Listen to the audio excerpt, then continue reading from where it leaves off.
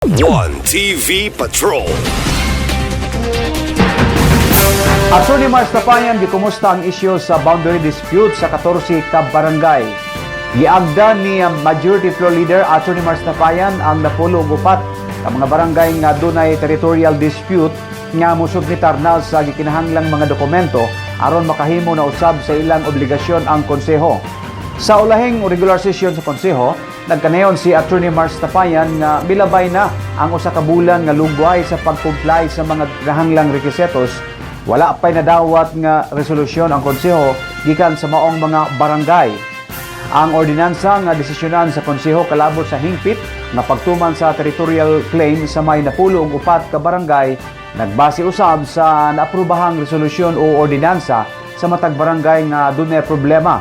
Hinoon gipasabot ni Zoning Committee Chairperson nga membro usab sa gimog ng komisyon Konsehal Dinque Suizo nga ang napulo og tulo ka parisan nga dunay dispute o barangay nga dunay dispute padulong nang musubmitar sa maong mga dokumento gawas lang sa barangay San Antonio o Dunya Consuelo nga tukiunon pa. May namduman nga mihimo gilayon og aksyon ang konseho ilalom sa liderato sa Asenso Uzamis nga sa labing dali nga panahon masulbad ang territorial dispute sa may napulo og upat ka barangay ning syudad human wala maapil sa population census sa Philippine Statistics Authority ang mga barangay nga maoy gibasihan pohon sa NTA o National Tax Allocation. Mihatag og deadline ang Provincial PSA nga sa dili pa molibkas ang Disyembre nining tuiga kinahanglang masubmitar na sa konseho ang ikinahanglang mga dokumento gumikan kay deadline usab kini sa pagduso ngadto sa PSA Central Office. So, atong isito lang dispute by enacting an ordinance nga mao ni ang boundary sa barangay. Example, embargoan labo. Ang tinaw wala pa sa kapisan dokumento to support the position nga kanang dispute ilhagin ang area. Wala pa deklarado asa dapat i-area ang dispute. Wala ang submit ang dokumento.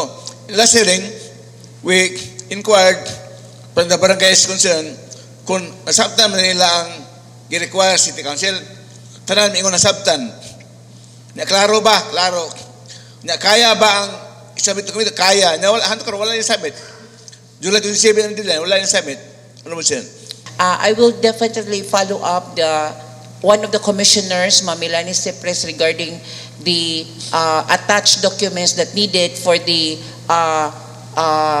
disputes to be settled. But most of the barangays under conflict already submitted their joint affidavit or joint resolution from two barangays. I think they're just finalizing the documents, Madam Chair and Majority Floor Leader. I will going to update soon the moment Mamilani Cipres completed all the necessary maps, because I think that was part of the